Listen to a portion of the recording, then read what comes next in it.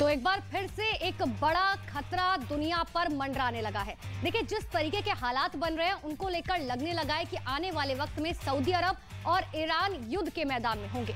लेकिन उससे पहले ये जान लेना बेहद जरूरी है कि सऊदी अरब ईरान के मुकाबले कैसी ताकत रखता है। क्या सऊदी अरब की फौज इस लायक है कि वो ईरान का मुकाबला कर पाए?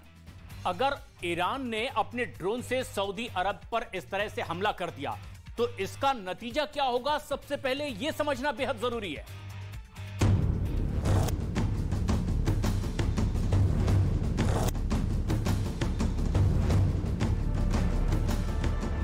ईरान के शिराज की ये सीसीटीवी फुटेज देखिए। जब शाह चिराग मस्जिद पर आतंकी हमला हुआ था, यह आतंकी AK-47 से गोलियों की बौछार कर रहा था। इस हमले में 13 लोगों की मौत हुई थी, जिसमें कई बच्चे थे।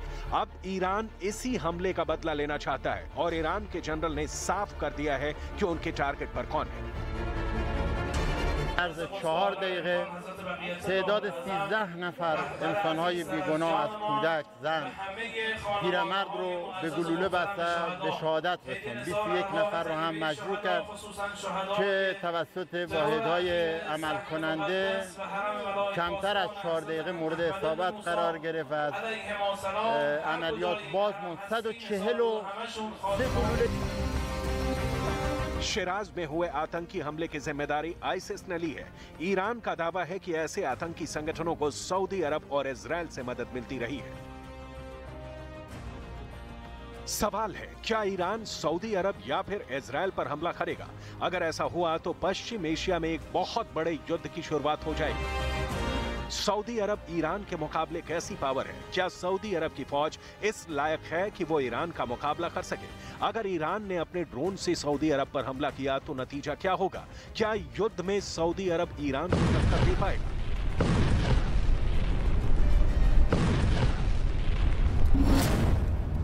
ईरान की 5.25 लाख की फौज के सामने सऊदी अरब के पास 4,80,000 की सेना है। ईरान के पास 500 फाइटर जेट हैं, जबकि सऊदी अरब के पास 880 फाइटर जेट हैं।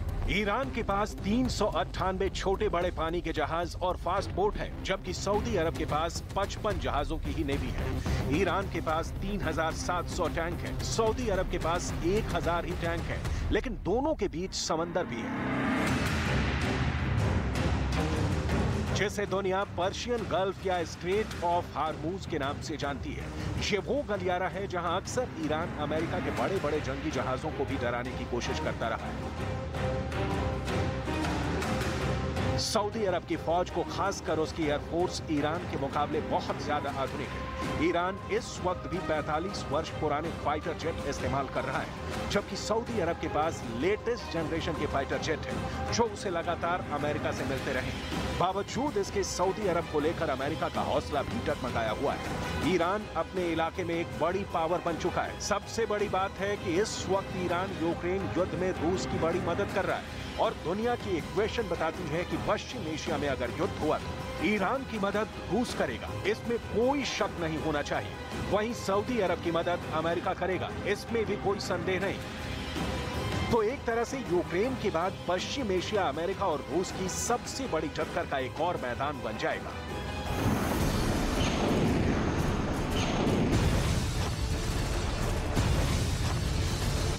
ईरान क्या वाकई शिराज में हुए आतंकी हमले का बदला लेगा?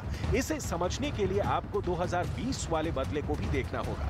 इसलिए एक बार फिर आपको ले चलते हैं जनवरी 2020 में, जब जनरल कासिम सुलेमानी की हत्या के बाद ईरान ने अमेरिका से बदला लिया था। जनरल सुलेमानी की हत्या बगदाद में की गई थी, जब 3 जनवरी 2020 को अमेरिका के एक ड्रोन हमले में उनकी जान ली गई। ये सब अमेरिका के तत्कालीन राष्ट्रपति डोनाल्ड ट्रंप की मंजूरी के बाद हुआ था। ईरान ने इसके लिए अमेरिका और इजराइल दोनों को जिम्मेदार ठहराया था। ये ईरान के खिलाफ हुए टारगेट किलिंग में सबसे बड़ा हमला था। ईरान ने इसका बदला भी लिया जब उसने इराक में मौजूद अमेरिका के एक मिलिट्री अड्डे पर कई मिसाइलों से हमला किया था। यानी ईरान के खिलाफ ऐसे हमले का जवाब जरूर मिलेगा, ये ईरान ने बता दिया था। ईरान में चल रही मौजूदा उठापटक में भी अमेरिका, इजराइल और सऊदी अरब का हाथ बताया जा रहा है, चाहे वो हिजाब के खिलाफ विरोध में हिंसा हो या फिर शिराज में हुआ आतंकी हमला। تشکر میکنیم از تمام مردم دنیا که ابراز همدردی کردن و یه تذکر هم میدیم به کسانی که چشاشونو میبندن از انسانیت دور میشن. قطعا بدونید با بالاترین قوا با اینها برخورد خواهیم کرد. ما جانمون میدیم که مردممون احساس آرامش. इस हमले के बाद का खौफ कैसा था वो बहुत ध्यान से समझिएगा।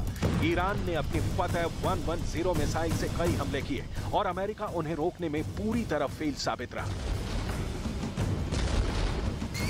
8 जनवरी 2020 को ईरान ने जब इराक में अमेरिका के 2 मिलिट्री बेस पर हमला किया, ये उसकी सैटेलाइट तस्वीरें हैं। ईरान ने चुन कर अमेरिका के अड्डों को तबाह किया था।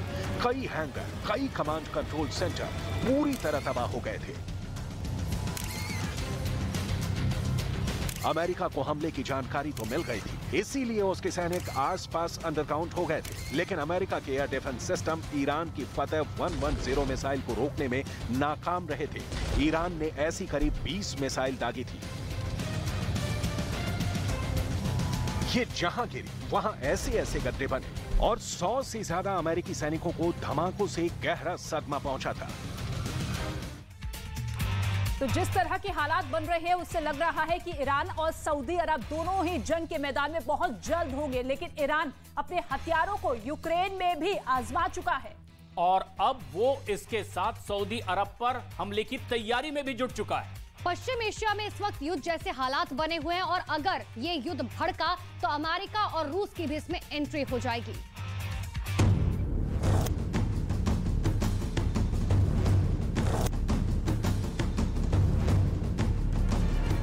इस बार भी अमेरिका का दावा है कि उसके पास ऐसी खुफिया जानकारी है जिसमें अमेरिका के नागरिकों को टारगेट किया जा सकता है। You have information that is precise, that is credible, that could potentially pose a threat to the American citizen community. Of course, we will follow all obligations under that policy. लेकिन इस बार America Iran के direct target पर होगा, कहना मुश्किल है। ना ही Britain के अड्डों पर ईरान की नजर टेढ़ी होगी। इस लिहाज से ईरान के इलाके में 2 सबसे बड़े दुश्मन ही हैं। पहला है सऊदी अरब और दूसरा है इजराइल। शिराज में हुए आतंकी हमले के बाद ईरान की पब्लिक भी चाहती है कि बदला लिया जाए। فتنه‌گرای داخلی و آشوبگرای داخلی هیچ صدمه‌ای نمیتونن به این انقلاب برسونن. این انقلاب به این راحتی به دست نمیاد که به این راحتی از دست بره. ما ملت شهادتیم و از شهادت هم هراسی نداریم. نگران این نیستیم. هر چقدر به ایران صدمه بزنن. इजराइल के खिलाफ ईरान के सबसे बड़े समर्थक 2 मिलिशिया हैं। पहला है फिलिस्तीन का हमला और दूसरा है लेबनान का मिलिशिया हिजबुल्लाह। जबकि सऊदी अरब के अंदर टारगेट को निपटाने के लिए ईरान हूथी विद्रोहियों की मदद ले सकता है। ऐसा पहले भी आरोप लगा है जब 2019 में सऊदी अरब की तेल रिफाइनरी पर हूथी विद्रोहियों ने ड्रोन लॉन्च किए थे। तब पूरी दुनिया में तेल के दामों में अचानक खलबली मच गई थी और कहा जा रहा था कि तेल की सप्लाई लंबे वक्त तक बाधित हो सकती है।